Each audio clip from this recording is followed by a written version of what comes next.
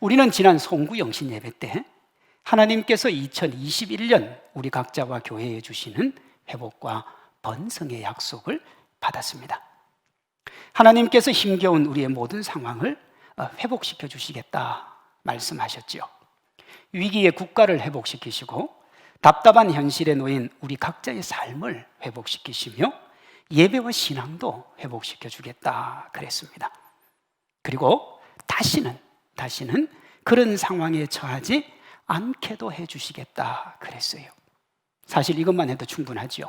우리가 국가가 다시 회복되고 가정이 회복되고 우리 개인이 회복되고 신앙이 회복되는 것, 사실 이게 우리의 꿈이잖아요. 여기에 더해서 하나님께서 작고 약한 우리가 천을 이루고 강한 자가 되어서 거룩한 영향력을 나타내는 번성도 주시겠다 그랬습니다. 이 하나님의 회복과 번성의 약속은 우리 자신이나 세상이 아니라 하나님의 손에 달려있다, 그 말씀도 우리가 살펴봤습니다. 송구여신 예배 때 회복의 핵심인 이사야 60장 15절은 이렇습니다.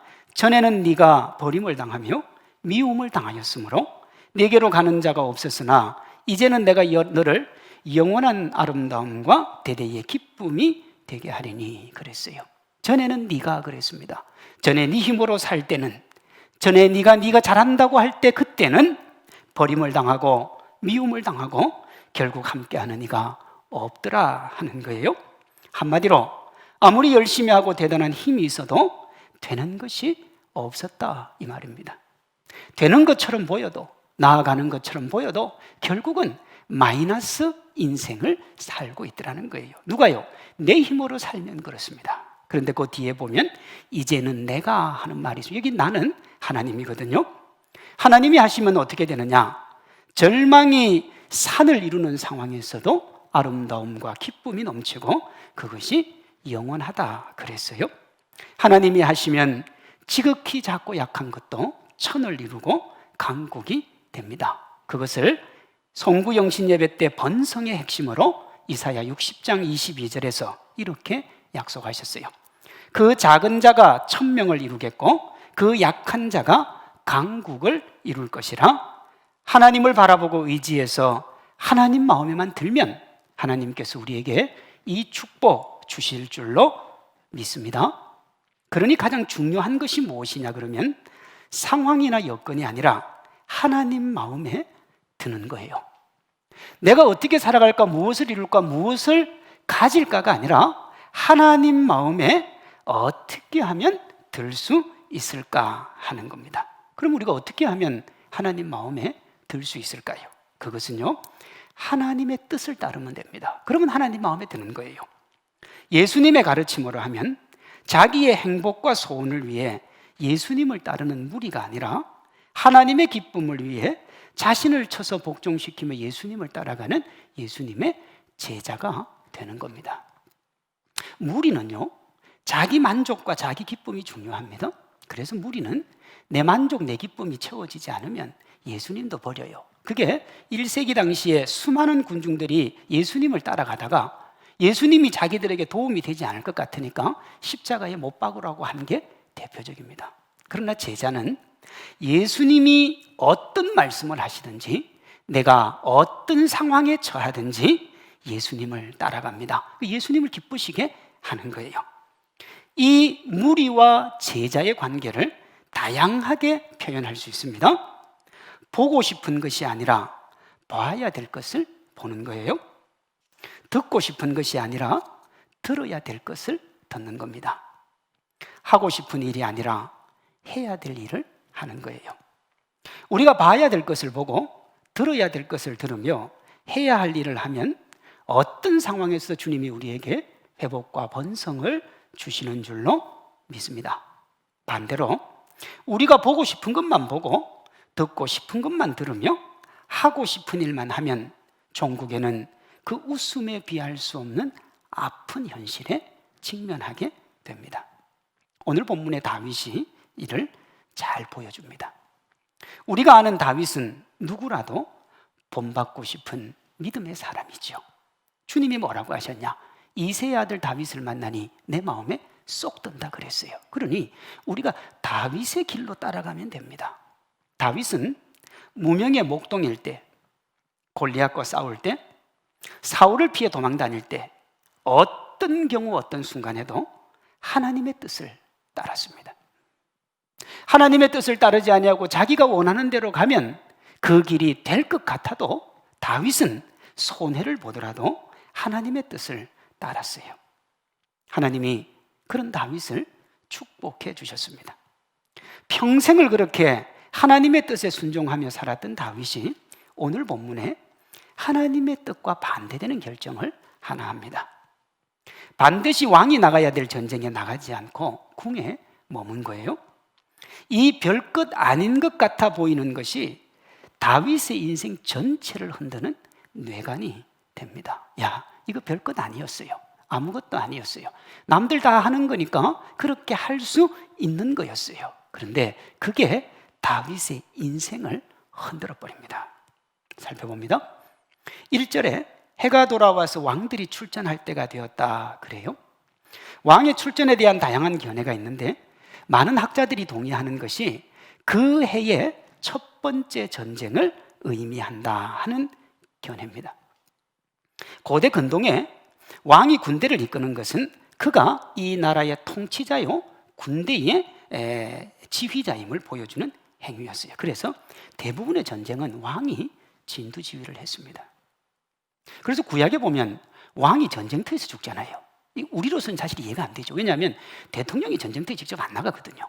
근데 이때 당시에는 왕이 전쟁에 나가는 것이 일반사였고 특별히 첫 번째 전쟁은 반드시 왕이 나갔습니다. 나아가서 이스라엘의 전쟁은 성전이고요. 성전이란 말은 하나님이 앞서가는 전쟁이에요. 그러니까 하나님이 앞서가는 전쟁에 하나님이 세운 왕이 하나님을 대신해서 나아가는 것은 지극히 당연한 것입니다. 그렇게 당연히 나아가야 됐던 전쟁의 다윗은 국방장관 요압을 위시한 부하들과 군대를 보내고 자신이 예루살렘에 머물러요. 해야 할 일을 하지 않고 직무유기를 한 겁니다. 2절에 보면 또 한때가 나옵니다. 저녁 때에 다윗이 그의 침상에서 일어나. 다윗이 침상에서 일어났는데 그때가 저녁이라고 합니다. 여러분, 뭔가 이상하지 않습니까? 보통 사람들이 언제 침상에서 일어납니까? 저녁에요? 아니죠. 아침에 일어납니다. 그런데 본문은 다윗이 저녁에 침상에서 일어났다 그래요. 다윗은 왜 저녁에 일어났을까요? 왜 남들이 다 잠자는 시간에 일어났을까요? 전쟁터에 가 있어야 될 사람이 예루살렘에 있으니까 따뜻한 봄 햇살 맞으며 아마 과한 낮잠을 잤을 겁니다. 우리도 낮에 낮잠 오래 자면 저녁에 잠이 안 오잖아요. 그 과한 낮잠으로 잠을 자야 될 저녁에 침상에 누웠는데 잠이 오지 않는 거예요. 당시 이스라엘의 지붕은 오늘날 아파트 옥상처럼 평평한 지붕으로 바람을 맞도록 되어 있었는데 다윗이 시원한 바람 맞으러 이스라엘이 환히 보이는 높은 궁궐의 지붕 위로 올라갔습니다. 그러다가 한 여인이 목욕하는 것을 봤어요. 적지 않은 사람들이 어떻게 그 밤에 목욕하는 걸 보냐 그러는데 여러분 훨씬 잘 보이죠. 왜냐하면 지금처럼 뭐 가로등이 있는 것도 아니고 정말 캄캄한데 부잣집에 불이 켜져 있고 거기에 여인이 목욕을 하면 훨씬 더 잘 보입니다. 2절은 다윗의 눈에 목욕하는 여인이 심히 아름다웠다 그래요. 여기 아름다움은 외형적인 것이고 다윗의 내면에 일어난 음탕한 욕심입니다. 다윗이 여인에 대해서 알아보라고 해요. 알아보니 높은 가문에 배울 만큼 배운 여인이었고 결정적으로 자신의 신부 우리아의 아내입니다. 3절이요. 다윗이 사람을 보내 그 여인을 알아보게 하였더니 그가 아뢰되 그는 엘리암의 딸이요 햇사람 우리아의 아내 바세바가 아니니까. 이런 재밌는 말이에요. 그가 우리아의 아내 바세바입니다. 이러면 보고입니다. 근데 바세바가 아니니까 그랬어요. 그러니까 알았어요. 뭘 시키는 줄 알았어요. 왜 알아보라고 한지도 알았어요. 근데 자기가 알아보니까 이 여인은 충복 우리아의 아내예요. 그러니까 왕이요, 이제 그만둬야지요. 그 뜻이 여기 들어있습니다. 그 뜻이 들어있어요. 그런데 4절에 보면 다윗이 이 모든 상황을 파악하고도 여인을 데려오게 하고 잠자리를 함께 합니다. 그리고 여인을 집으로 돌려보내요. 그렇게 끝나는가 싶던 불장난이 진짜 불이 되고 맙니다. 임신을 한 거예요. 5절입니다. 그 여인이 임신하매 사람을 보내 다윗에게 말하여 이르되 내가 임신하였나이다 하니라. 사실 이 말씀도 조금 그래요. 왜냐하면 돌려보냈다는 말은 이 바세바도 알았어요. 그저 왕이 하룻밤 불장난으로 자기 데리고 있었다는 걸. 그런데 그럼 임신을 했으면 가만히 있으면 되는데 또 임신했다고 가서 또 이야기까지 해요. 그제요 다윗이 정신이 화짝 듭니다. 그리고 수습에 들어가요.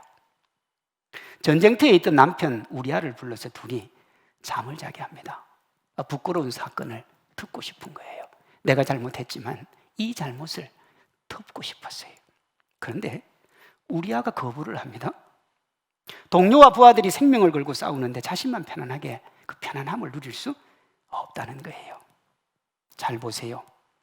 우리아의 말과 우리아의 아내에 대해서 모두 알아보고 함께 잠자리를 한 다윗을 한번 비교해 보십시오.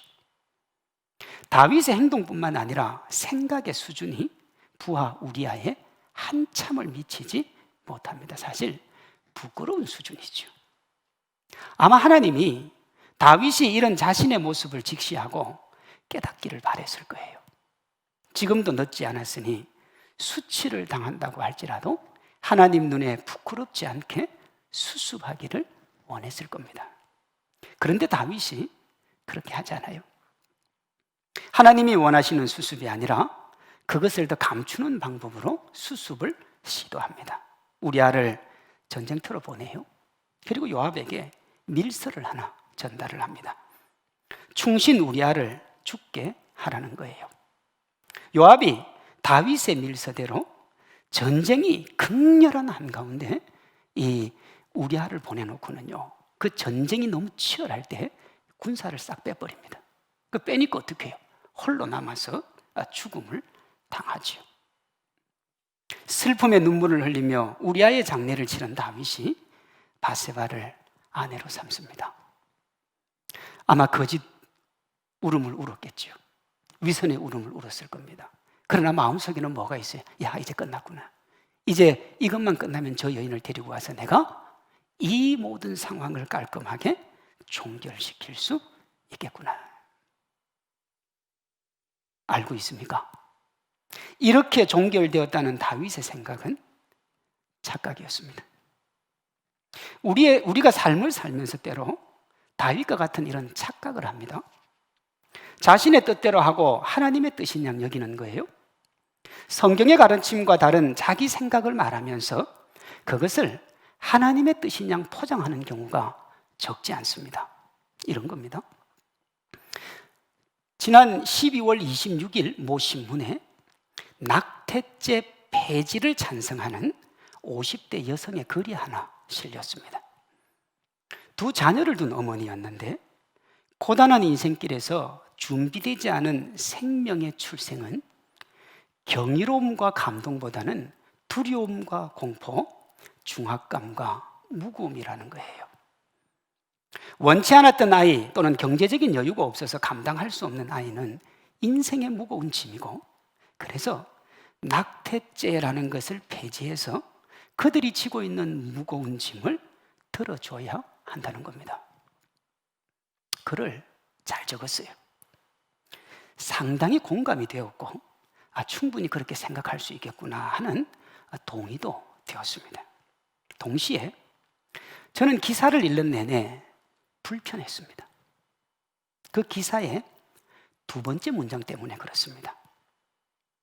저는 50대 두 자녀를 둔 기혼 여성입니다. 이게 첫 번째 문장이에요. 두 번째 문장은 그리고 저는 험난한 인생에서 하나님을 만났다고 생각하는 기독교인입니다. 그 문장이에요.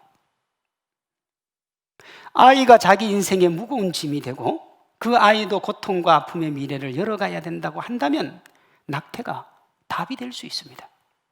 그러나 아무리 그렇다고 해도 그리스도인은 그렇게 하면 안 되고요. 더욱이 이 여성분처럼 공적인 자리에서 자신이 그런 이야기를 하면서 나는 하나님을 만난 그리스도인이라 그러면 안 돼요. 왜냐? 그때부터는 거기에 하나님을 끌어들이는 결과를 가지고 와요.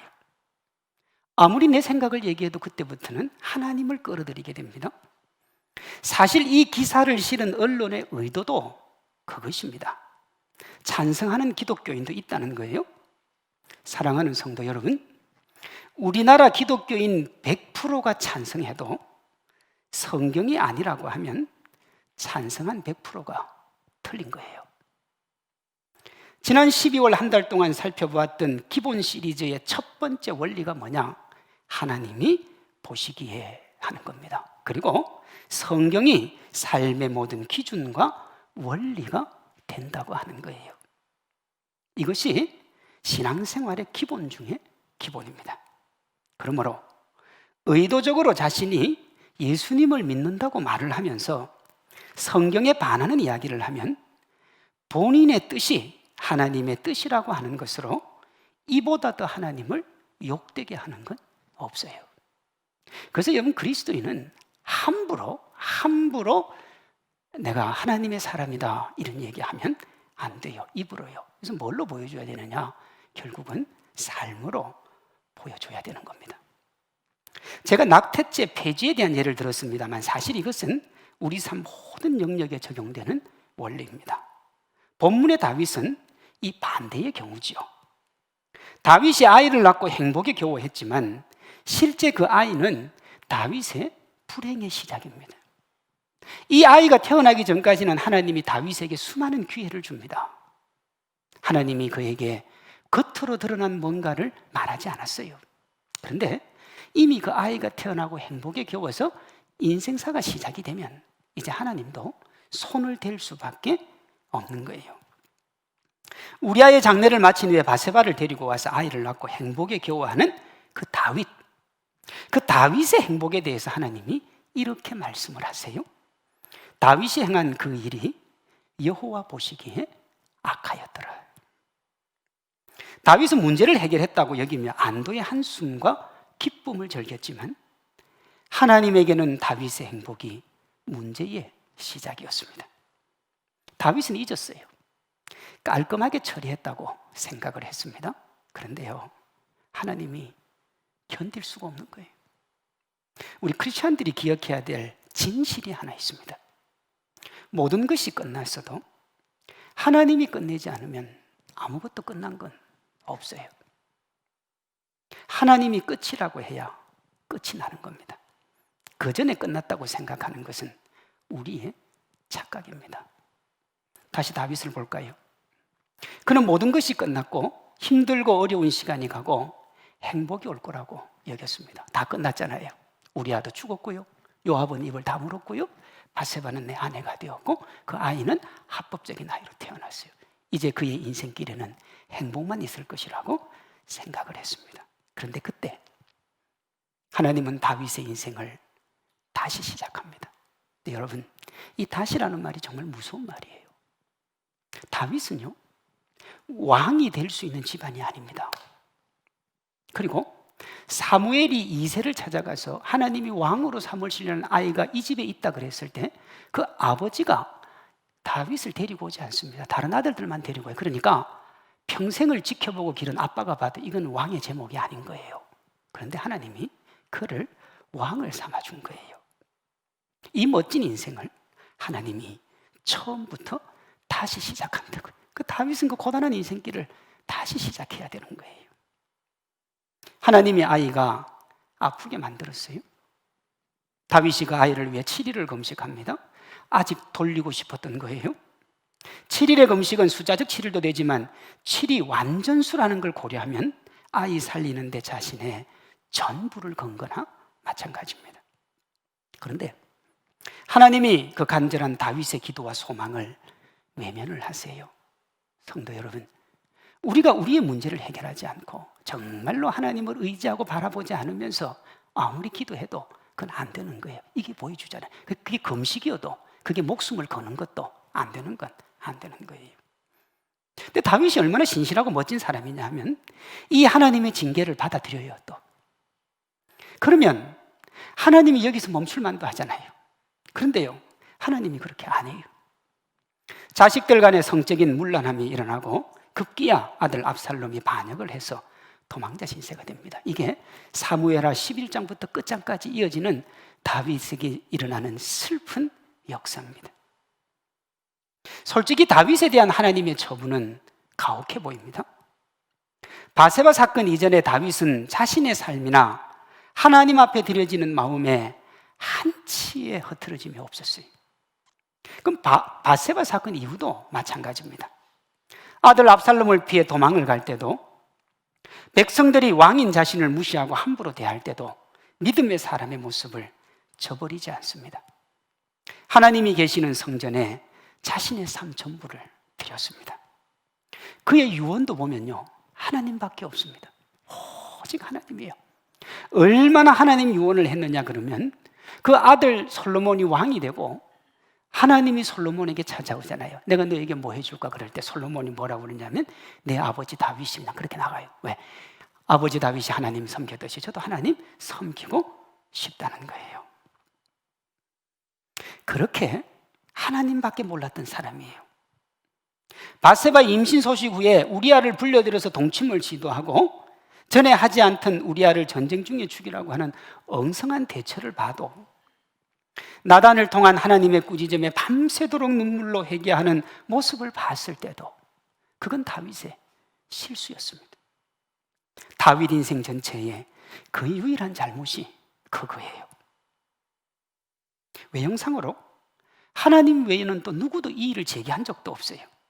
이 사건을 누구보다도 잘 아는 요압도 입을 다물었습니다. 하나님만 가만히 계시면 아무 문제가 없어요. 그런데 굳이 하나님이 드러내신 거예요. 왜 그랬을까요? 하나님이 무명의 목동을 왕으로 삼는 회복의 기쁨을 주셨고 영원한 번성의 축복을 약속하셨기 때문에 그렇습니다. 마태복음 1장 1절이요, 다윗의 자손 예수 그리스도의 세계라. 하나님이 다윗을 회복시키시고 그의 인생에 번성을 주시고 싶었어요. 다윗은 우리가 지난 송구 영신 예배 때 받았던 작은 자가 천을 이루고 약한 자가 강국을 이루며 그 나라가 영원할 것이라고 하는 약속의 주인공입니다. 이 하나님이 주시는 회복과 번성의 축복의 주인공은 하나님의 사람이어야 돼요. 내가 하나님의 사람도 아니고 내가 하나님을 따르지도 않고 내가 하나님도 의지하지 않으면서 하나님이 주시는 축복을 받아 누리겠다, 그건 안 돼요. 하나님을 바라보고 의지하며 순종하는 이에게 하나님이 그 축복을 주신다고요. 하나님이 믿었던 만큼 배신감이 들어서 다윗을 그렇게 모질게 대한 게 아닙니다. 정말로 그가 행복한 인생을 살고 축복의 주인공이 되며 그 축복을 영원히 누리도록 해주시기 위해서 하나님이 다윗을 만져가신 거예요. 이 원칙은 예수님을 믿는 모든 크리스천들에게 동일하게 적용되는 원리입니다. 우리가 신앙생활하면서 하나님으로부터 멀어지고 있는데, 분명히 내가 하나님으로부터 멀어지고 있는데 아무런 문제가 일어나지 않으면 한번 정체성을 한번 고민을 해봐야 돼요. 내가 정말 하나님의 사람이 맞나 하는 고민이 있어야 됩니다. 왜냐하면요, 하나님이 그냥 두지 않아요. 우리를 향한 하나님의 기대가 있기 때문에요. 우리 각자와 우리 교회를 향한 이 하나님의 기대와 약속의 핵심이 이사야 60장 22절입니다. 그 작은 자가 천명을 이루겠고 그 약한 자가 강국을 이룰 것이라. 약해요. 하나님 우리 약하다고 그래요. 근데 우리는 강하다고 그러죠. 우리 대단하다고 그래요. 우리 멋지다고 그래요. 그러나 우리는 지난 2020년 한 해를 보내면서 인간이 그 강하다고 하는 강함, 대단하다고 하는 그 대단함 속에 얼마나 연약한지를 우리는 몸소 경험을 했습니다. 눈에 보이지도 않는 코로나19라는 바이러스 속에서 위대함을 자랑하고 떵떵거리던 인간의 연약함, 속수무책인 현실을 봤습니다. 우리가요, 아무리 잘한다고 큰소리치고 대단하다고 말해도 연약한 인생이라는 본질은 변하지 않습니다. 그런 연약한 우리가 천을 이루고 강한 자가 되는 길은 하나님 손에 붙들리는 방법 말고는 없는 거예요. 우리 힘으로 아무리 대단한 길을 걸어가도 우리는 약하고 연약한 거예요. 이 바라봄과 의지의 구체적인 적용이 뭐냐? 말씀을 따라 믿음으로 사는 것입니다. 하나님이 심은 가지요, 하나님이 구원해 주셨음을 기억하고 하나님의 영광을 위해 살아가는 것이요, 우리가 그렇게 살면 하나님께서 우리에게 회복과 번성을 허락해 주실 줄로 믿습니다. 반대로 자신의 뜻대로 살면 우선은 되는 것 같아요. 세상을 의지하면 그 세상이 나에게 힘이 될 것 같아요. 그러나 결국은 그것이 올무와 족쇄가 됩니다. 하나님의 원리를 외면하고 자신과 세상의 원리를 따르는 삶이 순조로워 보일 수 있습니다. 그러나 실제 그것은 순조로운 게 아니라 족쇄와 올무입니다. 무슨 말인가 싶으시죠? 다시 다윗에게로 돌아갑니다. 우리아를 죽이고 바세바를 아내로 데리고 와서 자식 낳게 해준 1등 공신이 누구냐? 요압입니다. 요압이 처음에는 다윗의 의도를 몰랐겠지만 돌아가는 정황을 보고 아마 눈치를 챘을 겁니다. 아, 이게 전후 사정이 이렇게 됐구나. 그 밀서의 의미가 이거였구나. 여러분 알고 있습니까? 이때부터 다윗이 요압을 어떻게 못해요? 요압이 자신의 삶을 올가면은 올무가 됩니다. 다윗이 아들 압살롬의 반란에 도망을 가다가요, 아, 이렇게 계속 도망갈 수는 없다. 그래서 그 아들의 반란을 진압을 해야 되겠다 결정을 해요. 진압의 수장이 요압이었는데 다윗이 요압에게 이런 명령을 하나 내립니다. 사무엘하 18장 5절이요. 왕이 요압과 아비새와 이때에게 명령하여 이르되 나를 위하여 젊은 압살롬을 너그러이 대우하라. 여러분, 명령입니다. 왕은 절대적인 권력을 가지고 있었어요. 그 명령을 따라야 돼요. 이 말을 듣고도 요압이 말을 타고 가던 압살롬이 상수리 나무에 머리가 걸린 것을 보고 직접 가서 심장을 찔러 죽입니다. 그런데 이게 요압이 처음 봤으면 또 이해도 돼요. 근데 누가 봤냐? 신하들이 먼저 본 거예요, 군사들이. 근데 이 압살롬이 머리가 덜렁덜렁 걸려 있는데 왕이 죽이지 말라는 명령을 들었잖아요. 그래서 압살롬이 요압에게 가서 보고를 한 거예요. 근데 그 소리 듣고요, 이 요압이 가서 그냥 찔러버립니다. 그 소리를 듣고 다윗이 통곡을 합니다.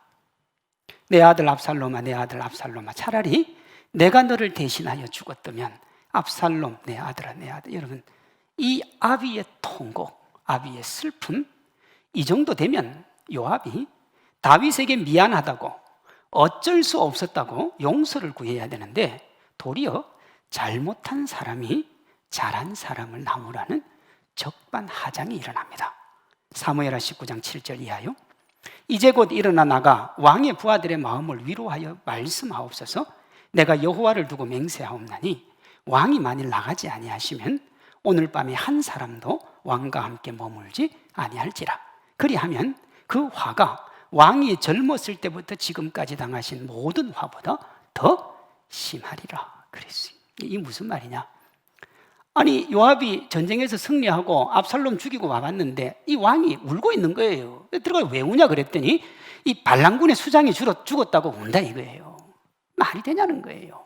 압살롬이 죽어서 기쁜데. 그러므로 밖에서 축하를 벌이고 있는 군인들과 함께 기뻐하라는 거예요. 아들이 죽었는데. 그런데 만일 그렇게 하지 않으면 오늘 밤에 한 사람도 왕하고는 안 있는다. 이게 무슨 말이에요? 자기가 반란을 하겠다는 거예요. 그럼 어떻게 반란해요? 다윗의 권력이 절대적인데 요압이 어떻게 반란을 합니까? 그래서 나온 말이 뭐냐 그러면 화가 왕이 젊었을 때보다 지금까지 당하신 모든 화보다 더 심하다. 이게 무슨 얘기냐 그러면 이 말 안에 바세바 사건이 있으면 두말할 필요도 없습니다. 모두가 당신을 성군으로 알고, 모두가 당신을 멋진 사람으로 알고, 모두가 당신을 하나님께 신실한 사람으로 아는데 내가 다 까발리겠다는 거예요. 그러면 누가 당신과 있겠냐는 거지. 협박입니다. 협박. 다윗이 이렇게까지 노골적으로 자신을 위협하고 협박하는 요압의 말에 한마디도 대꾸를 못하고요, 그대로 합니다. 아들을 잃은 슬픔을 묻어두고 거짓 웃음 보이며 아들의 죽음을 함께 기뻐해요. 다윗과 함께 제약을 모의한 요압, 그때는 충신이었고 없어서는 안 되는 사람이었습니다. 그러나 그때부터 다윗이 죽을 때까지 다윗에게 가시와 고통이 되고 다윗 왕국의 위협이 됩니다. 다윗이 죽을 때까지요, 요압을 어떻게 못해요? 그렇게 한많은 생을 살다가 죽음 앞에서 아들 솔로몬에게 하나님 잘 섬기라는 유언을 하다가 느닷없이 요압 이야기를 다 꺼냅니다. 물론 솔로몬이 엄마를 통해서 이렇게 소문을 통해서 듣고 알고는 있었어요. 그러나 그 애비가 그 아들한테 그 얘기를 한 적은 없어요. 그런데요, 유언을 하다가 요압이 자기에게 어떻게 했는지 그 얘기를 해요. 내 인생이 얼마나 힘들었는지, 고단했는지, 아팠는지 그 얘기를 쭉 하면서 요압이 천수를 누리지 못하게 하라, 그렇게 유언을 합니다. 성경 그대로 하면 이래요. 백발로 평안히 죽게 하지 말라. 그때 솔로몬이 어린 아이입니다. 어린 아이예요. 근데 여러분 압니까? 어린 아이에 불과했던 솔로몬이 자기보다 더한 최고의 실세 요압을 바로 죽여버립니다. 그런데요, 최고의 용장으로 골리앗도 한숨에 잡았던 다윗은 요압이 평생을 자기를 괴롭히는데도 건드지를 못해요. 어떻게 하지를 못합니다. 왜 그랬을까요?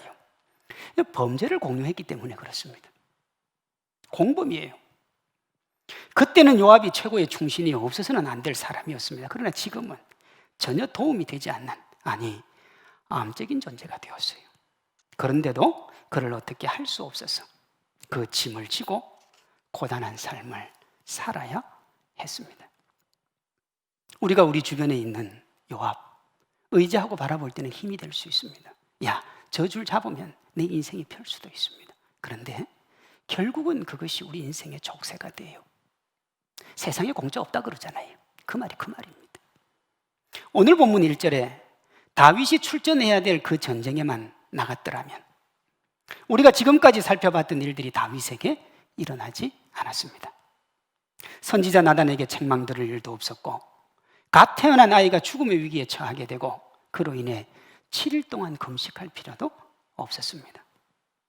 암논이 누이 다말을 범하는 자식 간의 성적인 문란함, 그로 인한 형제 간의 싸움, 그 희위에 일어난 압살롬의 반역도 없었습니다. 백주대낮에 아들이 자신의 아들을 겁탈하는 천륜을 범하는 일도 없었습니다. 정말 신실하게 하나님을 섬기면서도 죽을 때 아들에게 유언을 남겨야 될 만큼 쓰라리고 아픈 비화를 간직하고 살 필요도 없었습니다. 하나님의 뜻대로만 했다면, 하나님 앞에만 성실하게 섰다면 그런 일은 일어나지 않았어요. 이를 통해서 회복과 번성을 약속하신 하나님이 2021년을 시작하는 우리에게 하시고자 하는 말씀이 분명합니다. 온전히 하나님을 바라보고 의지하는 믿음의 길을 걸으라는 겁니다. 하나님께로 돌아가고 하나님을 바라보고 하나님을 의지하면 하나님이 우리의 모든 상황을 해결해 주신다는 거예요. 우리에게 거짓 행복과 만족을 주는 요압이라는 세상이 아니라 참된 만족과 기쁨의 주인공으로 서게 하실 하나님을 바라보고 따라가는 크리스찬이 되라는 거예요. 이를 위해서 하나님이 작년 12월 한 달 동안 우리에게 구체적인 지침을 주셨습니다. 첫째, 성경 말씀을 우리 삶의 모든 것을 판단하는 기준과 원리로 삼으라는 거예요. 세상의 가르침도 자신이 속한 단체도 심지어 아내나 남편도 아닌 성경이 뭐라고 하시느냐, 그 길을 따라가라는 거예요. 둘째, 1시간의 예배가 일주일 167시간의 삶이 더해진 168시간이 되도록 하나님이 찾으시는 예배자가 되라는 겁니다. 셋째, 삶의 자리에서 빛과 소금의 삶을 실천하고 교회에서 그 섬김의 삶을 살아내라는 거예요. 그래서 예수님의 제자가 되라는 겁니다. 넷째, 우리에게 있는 모든 것이 하나님의 은혜임을 고백하는 믿음의 고백인 헌금 생활을 하라는 겁니다. 이 네 가지가 하나님께서 주실 회복과 번성으로 약하고 작지만 천을 이루고 강국이 되고 선한 영향력을 미칠 우리가 가져야 될 새해의 결심입니다. 하나님을 믿는다고 해도 여전히 자기중심적으로 믿으면 세상에 기대게 됩니다. 거기에 나의 욕망에 동제하는 요압이 있거든요. 하나님은 요압을 의지하지 말라고 그래요. 요압을 따라가지 말라고 그래요. 우선은 나의 욕망을 착실하게 따라주는 것 같지만 결국은 그것이 우리의 족쇄가 되고 올무가 됩니다. 반대로 하나님이 주실 회복과 번성을 기대하면 예수님이 우리에게 찾아오시고 우리에게 새로운 기쁨을 주십니다. 왜냐하면 회복과 번성의 시작이 예수님이기 때문입니다. 2021년을 바라보며 두려워하지 마십시오. 위축되지도 마시고 하나님을 바라보고 하나님을 의지하십시오. 그러면 하나님께서 우리에게 은혜와 기쁨을 주실 것입니다. 자신이 보고 싶은 것, 듣고 싶은 것, 하고 싶은 일이 아니라 하나님 보시기에 선한 자신이 봐야 될 것, 들어야 할 것, 해야 할 것을 하기로 결심하고 우리가 실천을 하면 하나님께서 우리에게 작고 약한 우리가 천을 이루고 강국을 누리는 회복과 번성을 주실 줄로 믿습니다. 2021년 한 해 우리 각자와 우리 교회가 주님의 이 귀하고 아름다운 축복인 회복과 번성 누리시기를 주님의 이름으로 축원합니다.